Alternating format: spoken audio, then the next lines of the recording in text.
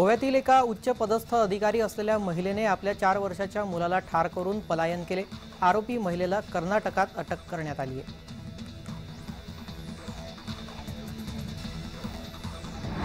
राज्यात लहान मुलांवर लैंगिक अत्याचार आणि विनयभंग केल्याप्रकरणी रविवारी दिवसभरात 6 गुन्हे दाखल करण्यात आले। पीडित मुली 4 ते 16 वर्ष वयोगटातील आहेत। 5 प्रकरणात पोलिसांना आरोपींना अटक करण्यात यश आले।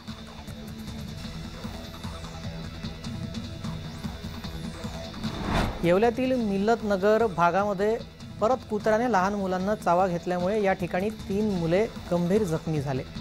जुनेशा खान, सदान मोहम्मद महवी आणि 4 वर्ष आणि इशरा मुश्ताक व 4 वर्ष या बालकांना जास्त चावा घेतल्याने प्रकृती गंभीर आहे। तरी भटक्या कुत्र्यांच्या धुमाकूळामुळे शहरामध्ये आता नागरिक संताप व्यक्त करत आहेत, कारण प्रशासनाचं याकडे दुर्लक्ष होत असल्याची तक्रार नागरिकांनी केली।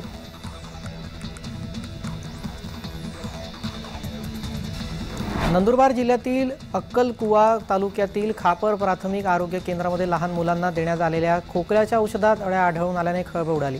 आरोग्य केंद्रात 6 जानेवारी रोजी खोकल्याच्या उपचारासाठी आलेल्या एका बालकाला कफ सिरप देण्यात आलं होतं, मात्र त्यात अळ्या आढळून आल्या। नंतर संबंधितांनी आमदार पाडवी यांच्याकडे तक्रार केल्यानंतर त्यांनी खापर प्राथमिक आरोग्य केंद्राला भेट दिली। संबंधित कर्मचारी आणि पुरवठादारावर कारवाई करण्याची मागणी करण्यात आली।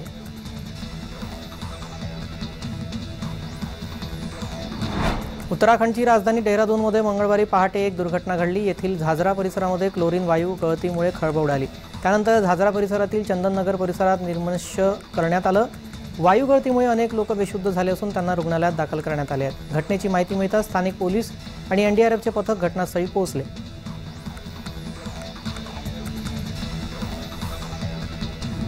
वसईच्या कामन परिसरातील मिक्सर बनवणाऱ्या कंपनीला भीषण आग लागली। सकाळी 4च्या सुमारास अचानक आग लागल्याने कंपनीतील मिक्सर बनवण्याचे साहित्य कंपनीला जळून खाक झाल्यामुळे नुकसान झाले। आगीची माहिती मिळताच वसई विरार महापालिकेच्या अग्निशमन दलाच्या जवानांनी घटनास्थळी पोहोचून आगीवर नियंत्रण मिळवले। आगीचे कारण अद्याप अस्पष्ट आहे।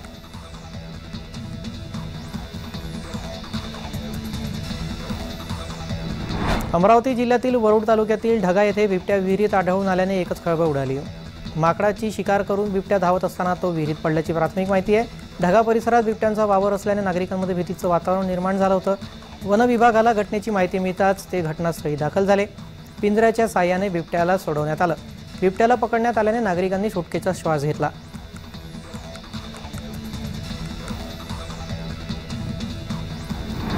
धारावी पुनर्विकास प्रकल्पाच्या अंमलबजावणीकरता स्थापन करण्यात आलेल्या विशेष हेतू कंपनीवर संचालक म्हणून 2 शासकीय अधिकाऱ्यांची नियुक्ती करण्यात आली आहे। संचालक मंडळाच्या कार्यकारी अध्यक्ष या पदावर धारावी पुनर्विकास प्रकल्पाचे विशेष कार्यकारी अधिकाऱ्यांची नियुक्ती करण्यात आली आहे।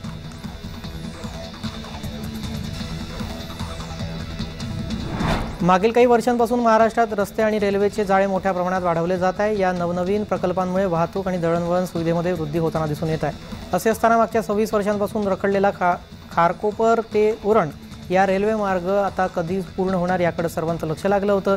आता या मार्गाचं काम पूर्ण झालं असून या मार्गाचं उद्घाटन येत्या 12 जानेवारीला होण्याची शक्यता वर्तवली जात आहे।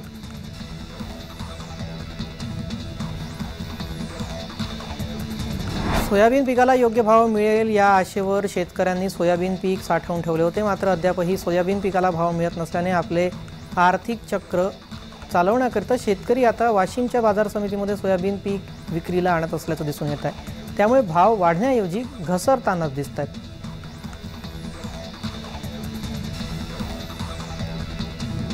गिरणा धरण ते नांदगाव शहरासाठी स्वतंत्र पाणी योजना मंजूर झाली असून या योजनेचं काम लवकरच सुरू होत आहे। नांदगावकरांसाठी ही पाणी योजना महत्त्वाची आहे। यासाठी आमदार सुहास कांदे यांनी प्रयत्न केले होते।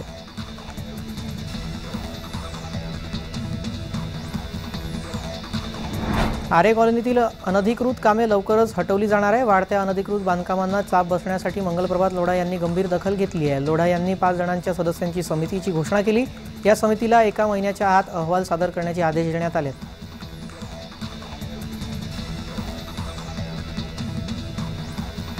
मालदीव येथील 3 मंत्र्यांनी भारताचे पंतप्रधान नरेंद्र मोदी यांच्यावर टीका केली। त्यामुळे तेथील सरकारने 3घांना निलंबित केले असून भारतीय पर्यटन कंपन्यांनी मालदीवच्या टूर्स रद्द केलेल्या आहेत। पुण्यातून मालदीवला जाणाऱ्या पर्यटकांचा प्लॅनही मागे घेण्यात आलेला आहे। पर्यटन कंपन्यांनी मालदीवऐवजी आता इतर ठिकाणं जाण्याची सुचवणं सुरू केलं आहे।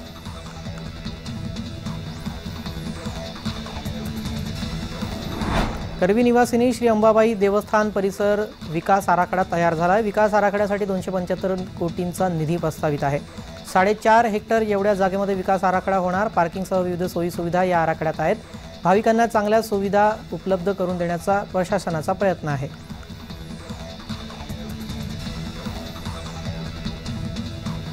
पंढरपुरामध्ये हरिनाम सप्ताहाचं आयोजन करण्यात आलेलं होतं। त्यामध्ये सकाळी ज्ञानेश्वरी पारायण, दुपारी गाथा आणि संध्याकाळी कीर्तन प्रवचनाचं आयोजन करण्यात आलं होतं।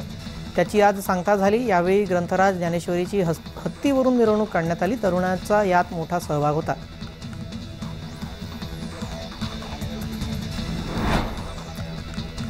पंढरपुरात विठ्ठल मंदिरानंतर भाविकांच्या आकर्षणाचा केंद्रबिंदू असणारे तुळशी वृंदावन मंगळवारपासून खुले झालेले आहे। तब्बल 4.5 कोटी खर्चून बांधलेल्या तुळशी वनातील संतांच्या मूर्तीची पडझड झाली होती। दुरुस्तीनंतर हे वृंदावन पुन्हा खुले झाले। त्यामुळे 10 महिन्यांपासून भाविकांना तुळशी वृंदावनची असणारी प्रतीक्षा आता संपुष्टात आली।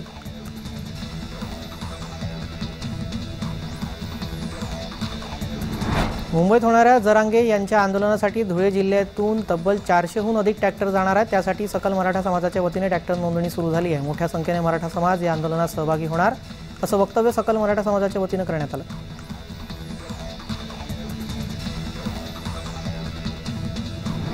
हनुमानगडीच्या देशी तुपापासून बनवलेल्या लाडूंना आता जगभरात ओळख मिळणार। हनुमानगडीच्या हनुमानाचा प्रसाद असलेल्या लाडूंना भौगोलिक मानांकन मिळण्याची प्रक्रिया पूर्ण झाली आहे। त्यामुळे आता अयोध्येमध्ये मिठाई विक्रेत्यांचा उत्साह वाढला आहे। जीआय टॅग मिळण्याची प्रक्रिया पूर्ण झाली।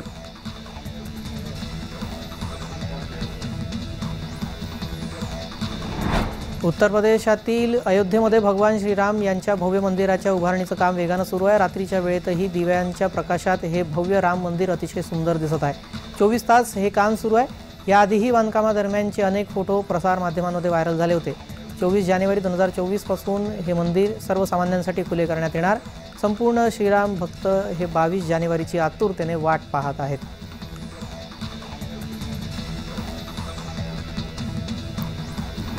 श्रीराम प्राणप्रतिष्ठा सोहळा साजरा करण्यासाठी मध्य दक्षिण मुंबई जिल्ह्याचे भारतीय जनता पक्षाचे जिल्हाध्यक्ष राजेश शिरवडकर यांनी 5 लाख पणत्या 1 लाख परिवारामध्ये वाटप करण्याची संकल्पना राबवली। 22 तारखेला श्रीराम प्राणप्रतिष्ठा सोहळा साजरा करण्यासाठी ज्या नागरिकांना जाता येणार नाही त्या नागरिकांच्या घरोघरी या सोहळ्याचा उत्साह मोठ्या उत्साहात साजरा व्हावा यासाठी ही संकल्पना राबवण्यात आली आहे।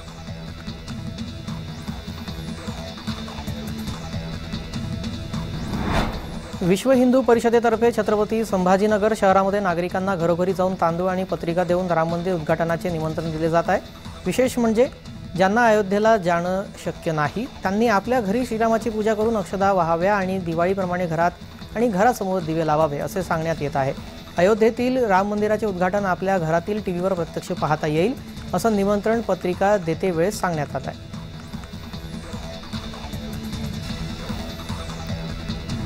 राम मंदिराचा मुद्दा आणखी एका बाबतीत चर्चेत आहे। झारखंड येथील एक 85 वर्षीय आजीबाई गेल्या 30 वर्षांपासून राम मंदिर होण्यासाठी व्रत त्यांनी केलं होतं। राम मंदिर होईपर्यंत कोणाशीच बोलणार नाही अशी शपथ त्यांनी घेतली होती। मात्र आता 22 जानेवारी रोजी आजीबाई सरस्वती अग्रवाल या मौन व्रत सोडणार आहे। प्रभू श्रीरामाच्या चरणी आपलं जीवन समर्पित करणाऱ्या सरस्वती अग्रवाल आपला वेळ अयोध्येत घालवतात।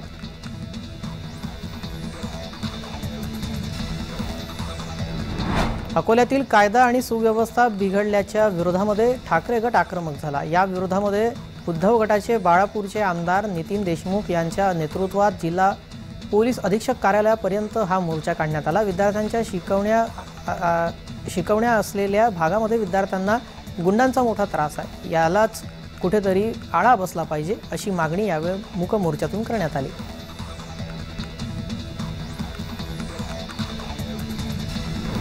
वन्य प्राण्यांची शिकार करण्यासाठी तयार करण्यात येणाऱ्या बंदुका आणि शस्त्रे बनवणारा अड्डा रायगड पोलिसांनी उद्ध्वस्त केला आहे। स्थानिक गुन्हे अन्वेषण शाखेने रोहा शहरामध्ये केलेल्या धडक कारवाईत तन्मय भोगटे या 24 वर्षीय युवकाला अटक केली।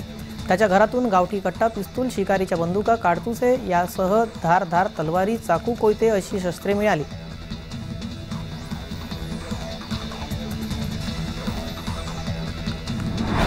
छत्रपती संभाजीनगरमधील शासकीय वैद्यकीय महाविद्यालय रुग्णालयासमोर काही दुकानदारांनी अतिक्रमण केले होते।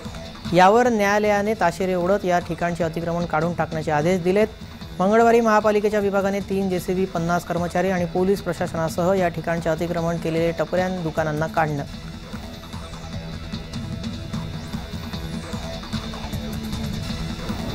हिंगोली जिल्ह्यासह संपूर्ण भारतातील स्वस्त धान्य दुकानदार त्यांच्या रास्त मागण्यांसाठी एक दिवसीय धरणे आंदोलन करतायत.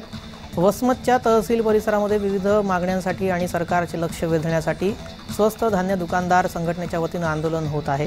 या धरणे आंदोलनामध्ये संपूर्ण तालुक्यातील स्वस्त दुकानदारांनी आपला सहभाग नोंदवला.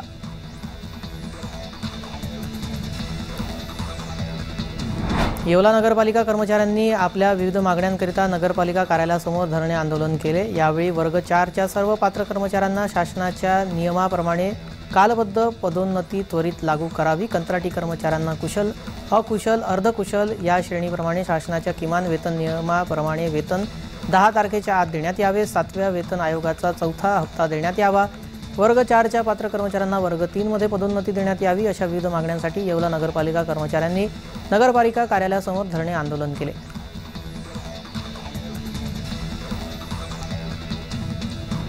मुंबईमध्ये मंगळवारी पर्यावरणीय शाश्वत शिखर परिषद पार पडली. हवामान बदलाचा करावा लागणारा सामना यासाठी बांबू लागवड यावर आधारित शाश्वत भविष्यासाठी बांबूच्या क्षमतेचा वापर हा या निमित्ताने परिषदेचा मुख्य विषय होता. वायवी चव्हाण सेंटर येथे झालेल्या या कार्यक्रमाला मुख्यमंत्रीही उपस्थित होते. या कार्यक्रमाची संकल्पना राज्य मूल्य कृषी विभाग आयोगाचे अध्यक्ष पाशा पटेल यांची आहे.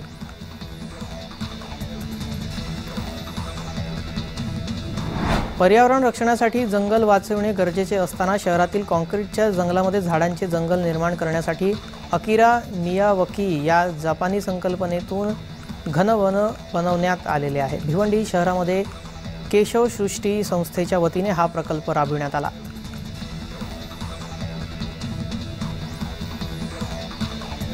यवतमाळ जिल्ह्यातील पुसद शहरात एका युवकास मारहाण करून लुटणाऱ्या टोळक्याला पोलिसांनी जेरबंद केलं. पुसद शहर डीपी पथकाने ही कारवाई केली आहे. सदर आरोपींकडून एक मोबाईल तसेच रोख रक्कम 5,000 रुपये असा एकूण 15,000चा मुद्देमाल जप्त केला आहे.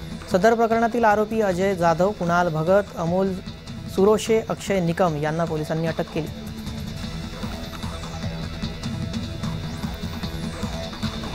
धुळे जिल्हा स्थानिक गुन्हे शाखेच्या पथकाने कारवाई करत 2.25 लाख रुपये किमतीचे 15 मोबाईल जप्त केले आहेत. 40 गाव रोडवरील गजानन कॉलनी परिसरामध्ये राहणाऱ्या कबीर काझी यांच्या पोलिसांनी मुसक्या आवळल्या. मोबाईल चोरीच्या प्रकरणाच्या पार्श्वभूमीवर पोलीस अधीक्षक श्रीकांत धिवरे यांनी विशेष पथक तैनात करत चोरट्यांवर कारवाई करण्याचे आदेश दिले होते.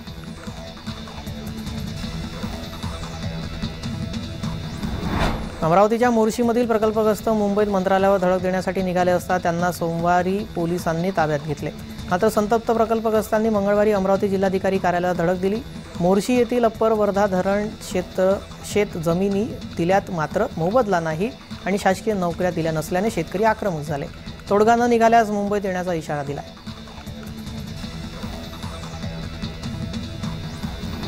मंगळवारी बारामतीमध्ये सकाळपासून ढगाळ वातावरण निर्माण झाले होते. दुपारी 12 नंतर रिमझिम पावसाला सुरुवात झाली होती. या पावसामुळे मात्र द्राक्ष बागायतदार शेतकऱ्यांची चिंता वाढली आहे.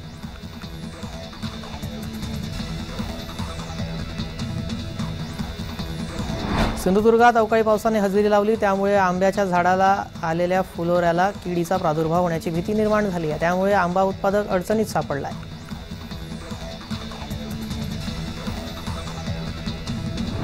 पिंपरी चिंचवडमध्ये अवकाळी पावसाने हजेरी लावली. अचानक आलेल्या पावसामुळे नागरिकांची चांगलीच तारांबळ उडाली. मंगळवारी सकाळपासूनच शहरात ढगाळ वातावरण होते.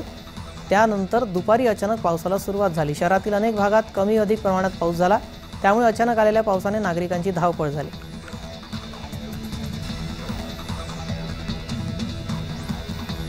दहावी बोर्ड परीक्षेचा तणाव कमी व्हावा आणि विद्यार्थ्यांचा बोर्ड परीक्षेच्या धर्तीवर सराव व्हावा या दृष्टीने गणेश नाईक चॅरिटेबल ट्रस्ट तर्फे SSC सराव परीक्षेचं आयोजन करण्यात आलं आहे. नवी मुंबईतील 26 परीक्षा केंद्रावर तब्बल 10,000 विद्यार्थी या सराव परीक्षेला बसले असून मराठी आणि इंग्रजी माध्यमातील विद्यार्थी या सराव परीक्षेचा लाभ घेत आहेत.